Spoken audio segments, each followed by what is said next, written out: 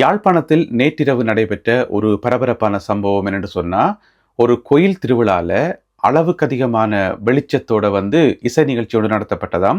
Flash லைட்டுகள் போடுறதானே, அது ஒரு அளவுக்கு அதிகமாக போடப்பட்டதன் காரணமாகவும், பிறகு ஏராளமான பட்டாசுகள் வெடிக்கப்பட்டதன் காரணமாகவும், அதிலே நிறைய ஒளி வெளிச்சம் எல்லாம் இருந்தானே, அதன் காரணமாகவும் பாதிக்கப்பட்ட 157 பேர் யாழ் போதனா வைத்தியசாலையில் அனுமதிக்கப்பட்டிருக்கின்றார்கள்.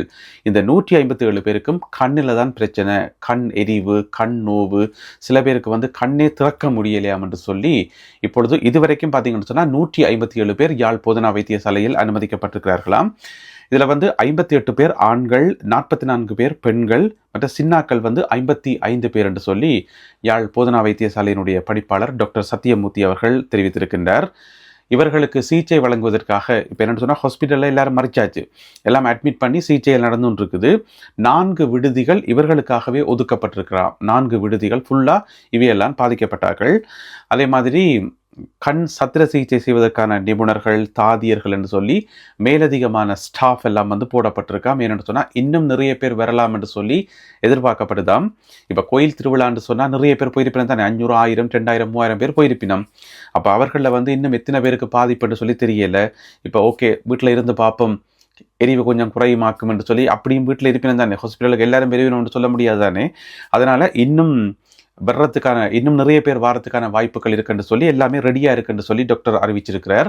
அதே மாதிரி ஆட்டோவில் கட்டி இப்போ அனௌன்ஸ் பண்ணப்படுதாம். ஒவ்வொரு அந்த குறிப்பிட்ட பகுதிகளுக்கு, அந்த கிராமங்களுக்கு இப்போ அனௌன்ஸ் பண்ணப்படுதுன்னு சொன்னால், இந்த மாதிரி யாரும் தயங்க வேண்டாம், யாரும் வீட்டில் இருக்க வேண்டாம், உங்களுக்கு கண்ணில் சின்ன பிரச்சனை இருந்தாலுமே கூட நீங்கள் ஹாஸ்பிட்டலுக்கு வாங்கோ, எல்லா வசதிகளும் செய்யப்பட்டிருக்குன்னு சொல்லி ஊராக அனௌன்ஸ் பண்ணப்படுதுன்னு சொல்லி, அதுக்கு பிறகு எல்லா மருத்துவர்கள், மருத்துவ உதவியாளர்கள் அனைவரும் தயாராக இருக்கிறார்கள் என்று சொல்லி அறிவிக்கப்பட்டிருக்கிறது. அதோட டாக்டர் சத்தியமூர்த்தியும் சொல்லியிருக்கார், இன்னும் யாராவது கண்ணில் ஏதாவது பிரச்சனை இருந்தால் தாராளமாக ஹாஸ்பிட்டலுக்கு வாங்கன்னு சொல்லி. இன்னும் ஒரு அப்டேட் ஒன்று வந்திருக்குது. இன்றைக்கு வெள்ளிக்கிழமை இரவு முழுவதுமே சகல மருத்துவர்களும் பணிபுரிவார்கள். எனவே நீங்கள் தாராளமாக ஹாஸ்பிட்டலுக்கு வரலாம் என்று சொல்லி அறிவிக்கப்பட்டிருக்கிறது. யோசிச்சு பார்த்தோம்னு சொன்னால், ஒரு கோயில் திருவிழா, மக்கள் சந்தோஷமாக இருக்கிறதுக்காக, ஒரு ஆன்மீகத்தோட வழிபடுறதுக்காக, அங்கே நடக்கிற கலை நிகழ்ச்சியில் பார்க்குறதுக்காக போனது.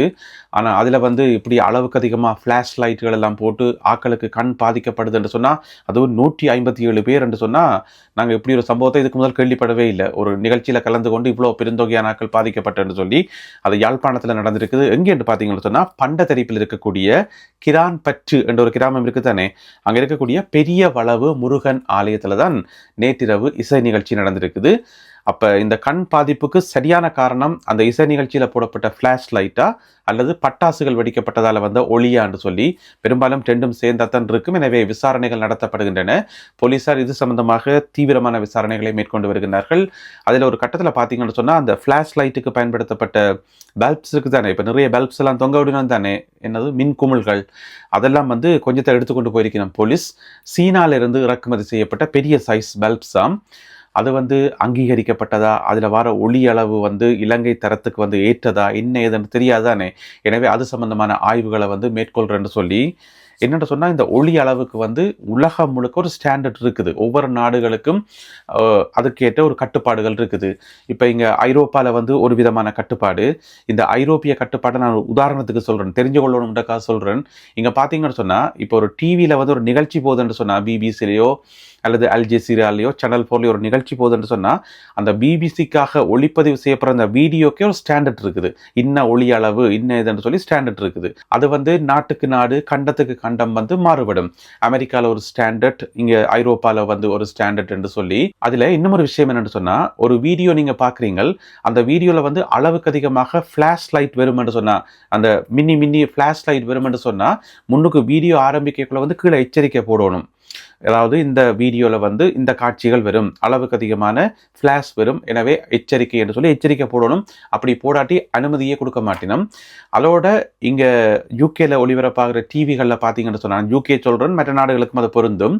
டிவியில் ஒரு செகண்டுக்கு 3 தரம் ஃப்ளாஷ் அடித்தா, அவ்வளோ வேகம் அடித்தா அதுக்கு அனுமதி கிடையாது. அதையும் மீறி யாராவது டிவியில் வந்து ஃப்ளாஷ் லைட் போட்டால் அப்புறம் டிவி கரெக்டாக லைசன்ஸ் வந்து பிடுங்கப்படும். இதுதான் சட்டம். எனவே இந்த மாதிரி உலகம் முழுக்க நிறைய கண்ட்ரோல்கள் இருக்குது. எனவே எங்களுடைய ஊரில் எங்களுடைய மண்ணிலே வந்து இதை கவனிக்கப்படணும். மக்கள் பாவம் தானே, கோயில் திருவிழாவுக்கு வந்து நிம்மதியாக வந்து கும்பிட்டு நிகழ்ச்சிகளை பார்த்துட்டு போகலாம்னு வந்தால் கண்ணை பழுதாக்கி வச்சுக்கிறீங்கள். எனவே இது சம்பந்தமாக இப்போ போலீசார் விசாரணைகளை மேற்கொண்டு வருகின்றார்கள். இனிமேலும் நடந்ததாக இருக்கட்டும். இனிமேலும் எதிர்காலத்தில் நிகழ்ச்சிகள் நடத்துகிறார்கள், தயவு செய்து இதை கவனிக்கணும்.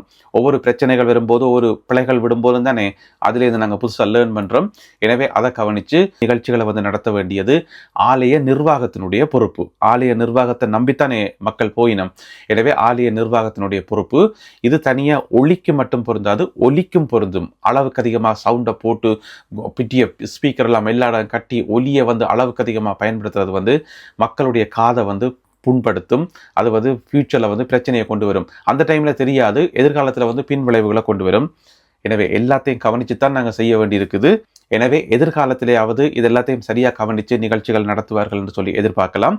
இப்போ யாழ் போதனா வைத்தியசாலையில் அறிவிக்கப்பட்டிருக்கிறது. இது வரைக்கும் நீங்கள் சிகிச்சைக்கு வேறு இல்லைன்னு சொன்னால் தயவு செய்து வாங்கோ, ஒன்றுக்கும் தயங்க வேண்டாம் என்று சொல்லி அறிவிக்கப்பட்டுள்ளது. நாமல் ராஜபக்சவிடம் குற்றப்புலனாய்வு பிரிவினர் இன்று விசாரணைகளை நடத்தியிருக்கின்றார்கள். குறைந்தது 5 மணி நேரம் கடும் விசாரணை நடத்தப்பட்டிருப்பதாக சொல்லப்படுகிறது. அதாவது நிதியியல் குற்றப்புலனாய்வு பிரிவன்றுக்கு தானே FCIDனர் என்று சொல்லி அவர்கள் தான் இன்றைக்கு விசாரணை நடத்தியிருக்கிறார்கள். என்ன கேஸ்ன்னு கேட்டிங்கன்னு சொன்னார் நாமல் ராஜபக்சவுக்கு. இது புது கேஸ், பழைய கேஸ் எல்லாம் இல்லை, புது கேஸ். அதாவது நாமல் ராஜபக்ச மேலே பழைய கேஸுகள் நிறைய இருக்குது. இந்த கிறிஸ் கட்டட கேஸுகள் இந்த மாதிரி கணக்கு இருக்குது தானே. இது வந்து தங்காலேயில் ஒரு ஹோட்டல் ஒன்று வாங்கினவையாம். அந்த ஹோட்டலினுடைய பேர் வந்து டங்காலே பே என்று சொல்லப்படுற ஒரு ஹோட்டல் ஒன்று வாங்கினதாம். அந்த வாங்குறதுக்கு காசு வேணும் தானே.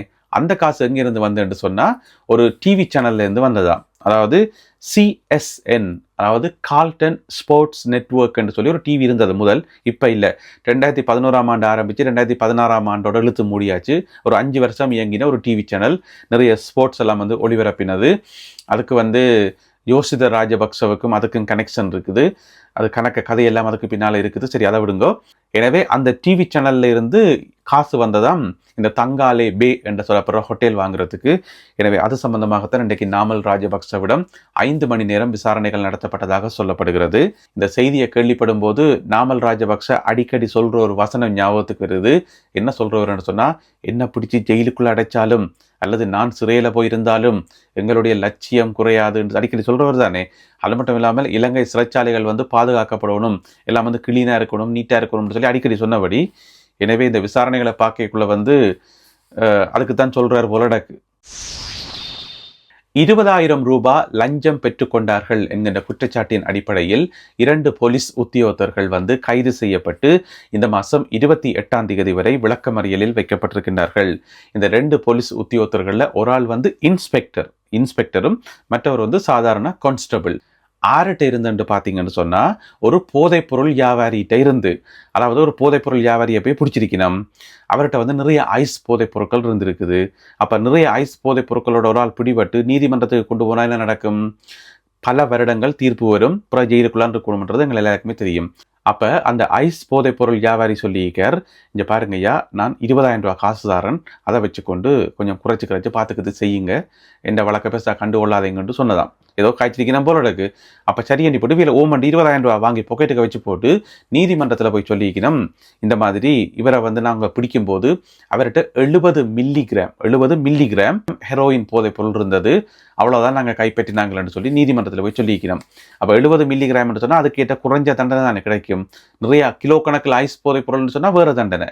எனவே அந்த தண்டனையை வந்து குறைக்கிறதுக்காக 20,000 ரூபா காசை வந்து கொடுத்துருக்கார். அதை வாங்கி கொண்டு அவரை வந்து சலுகை காட்டியிருக்கிறோம். அதனால் வந்து இப்போ பிடிபட்டிருக்கிறார்கள்.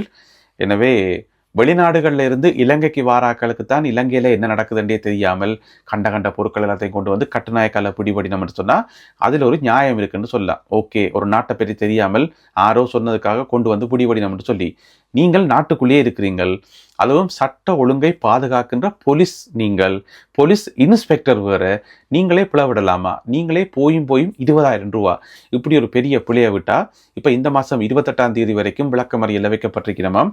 இனி வழக்கு தொடர்ந்து நடக்கும். அவைண்ட போலீஸ் வரலாற்றில் வந்து இது ஒரு கருப்பு புள்ளியாக பதிவு செய்யப்படும். இன்ஸ்பெக்டராக இருந்தவரே இப்படி செய்துட்டார் என்று சொல்லி எனவே இதெல்லாம் தேவையா? இந்த போலீஸ் இன்ஸ்பெக்டரும் இந்த கான்ஸ்டபிளும் வந்து எங்க கைது செய்யப்பட்டவை என்று சொன்னா சாய்ந்தமருது போலீஸ் நிலையத்தில் கைது செய்யப்பட்டுள்ளார்கள். இந்த காணொலியில் பகிர்ந்து கொள்ளப்பட்ட செய்திகள், தகவல்கள் தொடர்பான உங்களுடைய கருத்துக்கள் என்ன என்பதை மறக்காமல் கீழே எழுதுங்கள். மீண்டும் சந்திப்போம் உறவுகளே. நன்றி, வணக்கம்.